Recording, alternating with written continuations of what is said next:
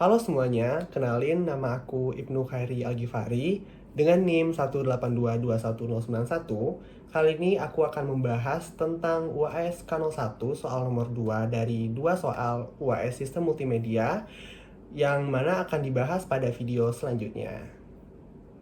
Oke, kita lanjut pada bagian watermarking. Nah, watermarking itu kita akan punya beberapa chapter yang akan kita bahas. Pertama ada isu di sini di atas, lalu apa itu watermarking, lalu ada HKI, lalu kualitas dari watermarking, lalu metode apa sih yang bisa digunakan dalam membentuk watermark. Lalu ini jawaban soal nomor satu, jawaban soal nomor dua, dan jawaban soal nomor tiga gitu. Kita akan bahas satu-satu.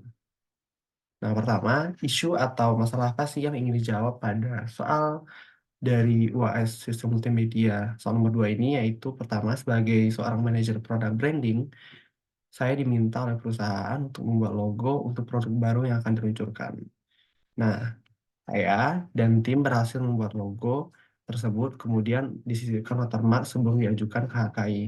Dalam proses pengajuan, usulan logo ditolak nih, karena dianggap mirip dengan logo yang digunakan oleh pihak lain. Nah, ini adalah isu yang cukup umum terjadi karena hak cipta itu harus didaftarkan dulu untuk bisa menjadi hak cipta. Nah, setelah melakukan penelusuran, Anda pun mengetahui, atau saya mengetahui bahwa ada orang dalam secara ilegal membocorkan ide tersebut ke kompetitor bisnis, sehingga lebih duluan mendaftarkan logo tersebut pada Direktorat Jenderal HKI. Nah, dalam kasus ini, saya akan jelaskan pertama yaitu langkah yang dilakukan atau langkah kuratifnya atau langkah setelah terjadi hal tersebut sebagai manajer dalam menangani situasi tersebut. Lalu how watermarking work untuk membuktikan originalitas karya tersebut. Jadi gimana sih cara kerja dari watermarking dalam membuktikan karya yang saya punya itu adalah karya milik saya sendiri gitu. Nah, lalu apa aja sih langkah preventif atau langkah yang bisa mencegah kejadian tersebut terulang kembali gitu. Nah, kita lanjut pada pembahasan dari watermarking itu sendiri sesuai dengan overview yang sudah dijelaskan. Nah, pertama, apa sih watermarking itu? Pada awalnya, watermarking atau tanda air ini digunakan untuk menandai sebuah kertas. Jadi, dapat dilihat pada gambar ini, nih, gambar ini. Nih, di sini ada kertas dengan sedikit gambar putih-putih ya di sini, kayak bulatan-bulatan ini. Nah, ini merupakan watermark atau tanda air. Dia bisa dibuat dari air sendiri atau juga air yang sudah diberikan ramuan khusus. Seperti contoh pada masa lalu itu bisa menggunakan air lemon atau minyak juga bisa, yang jika dilihat tanpa ada pencahayaan atau lighting tertentu itu terlihat seperti kertas biasa, tapi jika diarahkan ke matahari atau di bawah sinar lampu akan terlihat watermark atau tanda air tersebut. Nah, dari konsep dari penanda air itu sekarang di zaman sekarang di dunia digital juga digunakan konsep yang sama dengan konsep yaitu menyisipkan sebuah informasi atau sebuah tanda atau simbol yang di gambar ini kan kayak seperti simbol ya kepada terhadap sebuah media gitu. Nah, watermark pada zaman sekarang digunakan untuk berbagai media dengan menyisipkan informasi tertentu yang hanya dapat dibaca oleh orang yang tahu cara membacanya. Gitu di sini. Nah, cara untuk encoding atau cara membacanya itulah yang akan dipelajari di kuliah ini. Gitu. Nah, lalu kita akan bahas tentang HKI dan aturannya atau hak kekayaan intelektual. Ini ada beberapa undang-undang yang mengatur tentang hak kekayaan intelektual. HKI atau HAKI atau hak atas kekayaan intelektual itu diatur pada Undang-Undang Nomor 12 Tahun 1997 tentang perubahan Undang-Undang Nomor 6 Tahun 82 tentang hak cipta sebagaimana telah diubah pada UU Nomor 87, yaitu UU Hak Cipta ini di sini. Nah, UU ini akan direvisi juga untuk merekomendasikan perkembangan mutakhir di bidang hak cipta. Ini artikelnya saya ambil tahun 2007 sehingga setahu saya ini juga sudah berubah undang-undangnya. Jadi UU tahun terbaru tentang hak cipta gitu. Nah, nomor 2 ini ada UU nomor 29 tahun 2000 tentang perlindungan varietas tanaman. Jadi varietas tanaman atau tentang biologi itu juga merupakan sebuah hak cipta. Sebagai contoh yaitu nanas merah itu juga dipatenkan hak ciptanya gitu. nanas eh, merah muda. Lalu nomor 3, UU nomor 30 tahun 2000 tentang rahasia dagang. Ini merupakan mencakup pada rahasia bisa jadi dalam bentuk bisnis kuliner atau juga bisnis yang lain yang menggunakan bisa dibilang seperti rahasia-rahasia yang sebenarnya tidak boleh untuk digunakan oleh pihak lain sehingga rahasia-rahasia tersebut bisa didaftarkan pada HKI yang dianggap sebagai hak cipta milik perusahaan tersebut yang mendaftarkan. Lalu UU nomor 31 tentang desain industri ini mencakup tentang logo juga. Di desain industri ini bisa juga desain logo, desain produk, dan desain aplikasi. Lalu nomor 5 UU nomor 32 tentang desain tata letak sirkuit terpadu. Ya. Lalu nomor 6 tentang paten. Lalu nomor 7 tentang merek. Seperti merek-merek terkenal yang kebanyakan itu juga digunakan namanya tapi dibuat seperti knock off merek-merek knock off itu bisa saja pemilik merek asli dapat melaporkan pembuat merek tersebut ke Ditjen HKI gitu. Next. Lalu ada kualitas dari watermark sendiri. Jadi watermark itu harus memenuhi 4 ini agar tidak mengganggu dari gambar yang aslinya. Pertama ada perceptual transparency di sini. Nah, watermark itu tidak boleh mempengaruhi kualitas data yang disimpan. Misalnya kita menyisipkan watermark pada video ataupun audio ataupun juga pada gambar, itu tidak boleh mempengaruhi kualitas gambar. Sehingga gambar yang dihasilkan atau media yang dihasilkan itu tidak terlihat seperti diberikan watermark gitu. Lalu ada payload of watermark ini jumlah informasi yang dapat disisipkan melalui watermarking. Jadi watermark tidak boleh terlalu berat atau tidak boleh terlalu mengganggu berat dari gambar aslinya. Jadi bisa jadi kita mempunyai gambar seberat 3 megabyte, terus kita menyisipkan watermark juga seberat 3 megabyte itu melanggar aturan dari payload of watermark. Gitu. Jadi usahakan sekecil mungkin, tapi tetap dapat terbaca dan dapat diidentifikasi keberadaan watermarknya. Lalu ada security, yaitu ketahanan watermark menghadapi serangan, di mana ada beberapa metode dalam melakukan serangan ke sebuah media, bisa jadi dengan cropping, jadi misalnya gambarnya yang awalnya full face seperti ini, lalu dilakukan cropping, cropping pada gambar wajahnya saja atau pada gambar kacamatanya saja gitu, untuk dengan tujuan supaya tidak teridentifikasi adanya watermark, itu merupakan ancaman terhadap watermark. Nah, kita juga harus menciptakan watermark yang secure agar dapat menghindari hal tersebut untuk terjadi. Nah, ada recovery juga, yaitu watermark dapat dibaca dari suatu media tanpa mengubah media tersebut. Meskipun sudah diserang, watermark masih bisa di-recovery atau dikembalikan dan diketahui. Jadi meskipun dilakukan penyerangan seperti merubah warnanya, atau memblurkannya, atau meninggikan intensitasnya, ataupun juga tadi di crop, kita masih bisa merecover watermark tersebut supaya kita bisa ngeklaim lagi ini sebenarnya gambar milik saya gitu. Next. Lalu ada method atau metode yang digunakan dalam membentuk watermark. Pertama pada tipe teks itu ada line shift coding, ada word shift coding, ada feature coding. Ini pada line shift coding ini kita melakukan shifting, misalnya kita menambahkan spasi pada teks tersebut dengan urutan yang tertentu sehingga menghasilkan watermark gitu. Misalnya kita pengen nambahin watermarknya yaitu angka 1, jadi misalnya di setiap suatu kata baru, di setiap kalimat baru kita memberikan satu spasi tambahan misalnya, itu cukup sederhana untuk lakukan karena teks ini sangat customizable dalam melakukan watermark. Lalu pada bagian image itu ada spatial LSB modification atau list significant bytes atau bit. Terus spatial using correlation in spatial domain ada di sisi coefficient ordering. Nah, pada spatial LSB modification itu sebenarnya menekankan bahwa pada sebuah gambar itu bit yang paling kecil itu sebenarnya tidak terlalu penting dan sangat bisa untuk disisipi oleh watermark. Jadi jangan gunakan bit paling besar karena bit paling besar akan menentukan bentuk dari sebuah image. Nah, ini spatial using correlation in spatial domain. Ini menggunakan faktor pengalih K. Ini kita menggunakan noise faktornya. Ini K dikali noise factor, ini gambar aslinya, image yang I ini.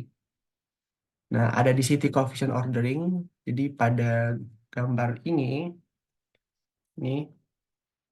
Nah, setiap row-nya dimasukkan pada tabel ini. Nah, apabila ketiga tabel awal ini, jadi yang paling atas itu, semuanya low, itu memberikan pattern satu.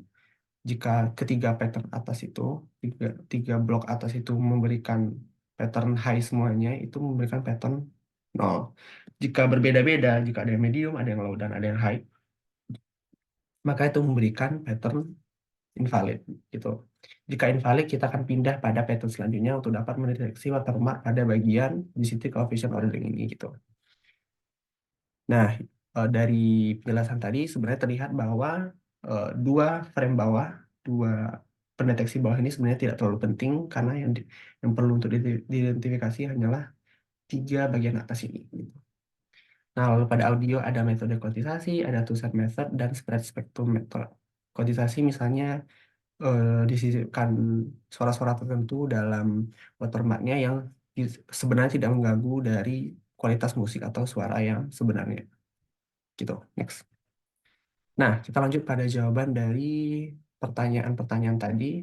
Yang pertama itu apa tindakan kuratif atau represifnya? Ini kebanyakan saya membuatnya jalur hukum.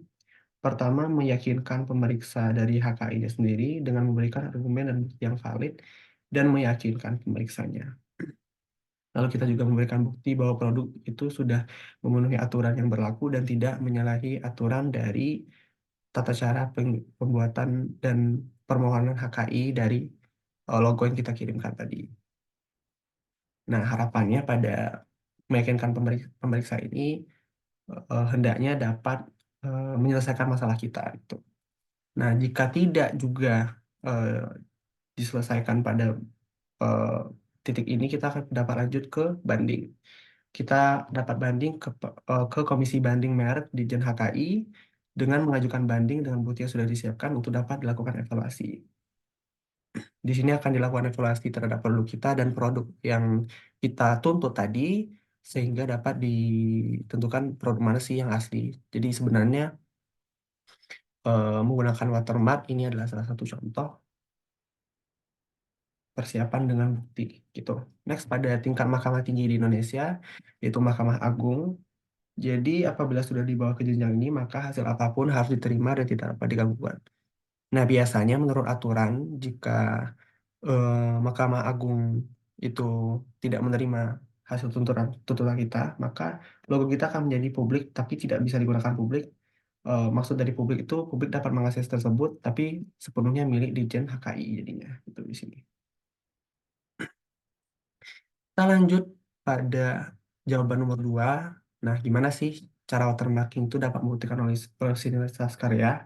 Pertama, dengan melakukan ekstraksi, jadi kita dapat mengekstraksi watermark, sehingga kita dapat menunjukkan bahwa karya yang kita buat itu memang merupakan karya original milik kita, pemilik watermark dan pemilik foto aslinya.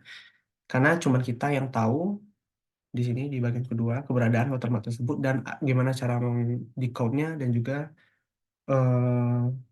untuk apa sih kita menaruh watermark tersebut. Itu. Jadi eh, kalau untuk metode dan cara-cara watermarking dalam membuktikan lanjutannya ya sudah dijelaskan sebelumnya pada metode-metode eh, dalam pembuatan watermark. Next pada soal selanjutnya yaitu langkah preventif yang dapat kita lakukan agar kejadian ini tidak terjadi lagi. Pertama, kita dapat mengecilkan personil project. Jadi saya memberikan saran bahwa mengurangi personil project ini dapat meminimalisir risiko adanya peserta atau personil yang membocorkan rancangan logonya. Jadi jika kita mengecilkan personil kan tentu kita dapat memantau lebih baik personil-personil mana sih yang berkemungkinan dapat membocorkan logo tersebut gitu. Lalu kita juga melakukan pemantauan secara berkala karena kita sebagai manajer kita akan memantau progres dan keberjalanan project. Juga kita harus awasi tindak tanduk dari personil project. Ini terlihat seperti polisi jadinya, tapi untuk mencegah hal itu terjadi lagi karena sudah pernah terjadi pada proyek kita misalnya, tentu kita harus melakukan tindakan ini supaya meminimalisir hal tersebut terjadi lagi gitu. Supaya tidak terjadi juga kebocoran dari informasi yang kita inginkan. Lalu kita dapat melakukan Ini selesaikan cepat. Jadi dalam membentuk logo atau membangun logo, sehendaknya ya membuatnya dipercepat karena semakin cepat dapat disiapkan watermark sehingga semakin cepat dan baik juga dalam proses pengajuan pada hak kekayaan intelektual. Jadi mungkin ada lagi yang membocorkan karena kita sudah dulu mendaftarkan dan sudah ada watermarknya, jadi kita bisa em, menuntutnya juga gitu. Oke, nah sebentar. Nah, sebagai contoh, sebelum kita akhiri itu pada digital watermarking ini sebagai salah satu aplikasi dari digital watermarking dapat dilihat pada misalnya ini gambar asli yang saya punya. Lalu kodenya pertama kita import dulu library-nya menggunakan SciPy. Kita menggunakan convolve 2D. Jadi kita akan melakukan konvolusi dari dua jenis matriks gitu. Kita juga import numpy-nya juga. Lalu kita read gambar tersebut dan simpan dalam variabel. Kita akan ubah ukurannya dan kita akan ubah jadi grayscale agar lebih mudah dalam mendeteksi dari watermark. Nah, ini gambar grayscale-nya. Lalu kita juga dapat membuat noise. Nah, noise inilah yang menjadi watermark kita nantinya. Saya menggunakan key dari NIM saya sendiri. Lalu kita menyamakan jumlah 0 dan 1. Jadi untuk membangun watermark yang baik itu disamakan jumlah 0 dan jumlah satunya agar seimbang saja gitu. Jadi kita menggunakan count noise array dengan numpy dari sum dari noise array-nya. Lalu kita assert. Assert ini meng-catch error-nya. Jadi jika tidak sama maka akan mengeluarkan assert. Lalu noise array ini sama dengan 2 kali noise array dikurang 1. Jadi kita akan map noise array tersebut pada min 1 ke 1. Jadi bukan dari minus 255 gitu, sampai 255, minus 265 sampai 255. Lalu kita rubah lagi jadi image. Kita masukkan noise, kita tambahkan dengan K yaitu faktor pengali. Di sini K-nya 99, bisa juga 1, bisa juga 5. Ini merupakan bukti dari faktor K itu sangat mempengaruhi kualitas dari watermark yang kita buat. Nah, kita bisa detect di sini, ya kita bisa detect di sini. Ini enhance image. Kita lakukan konvolusi dari array result. Array result ini adalah ini. Tuh, sampel array ditambah K dikali noise array. Ini noise array dan ini original image. Lalu kita konvolusikan dengan array ini minus 1, minus 1, minus 1, 8, minus 1, dan yang ini. Lalu kita bagi 2. Jadi array-nya dibagi 2, baru kita konvolusikan dengan gambar result. Lalu ada normalized edge enhanced image, merupakan edge enhanced image yang dikurangi dengan min dan standar deviasinya. Ini akan menghasilkan korelasi gitu. Barulah bisa dideteksi dan tidak dideteksi misalnya. Nah, hasil gambarnya seperti ini. Jika K-nya 1 tidak terdeteksi, jika K-nya 5 itu juga tidak terdeteksi, K-nya 5 kurang sedikit tidak terdeteksi, dan K-nya 5 terdeteksi. Dapat dilihat, semakin tinggi angka K-nya, maka akan semakin menurun kualitas dari gambar yang kita inginkan. Lalu kesimpulannya seperti ini. Nah, seperti ini. Nah, mungkin sekian dulu video dari penjelasan watermark dan jawaban dari soal nomor 2 UAS Sistem Multimedia. Terima kasih dan mohon maaf jika ada kesalahan yang saya sampaikan. Assalamualaikum warahmatullahi wabarakatuh. Thank you.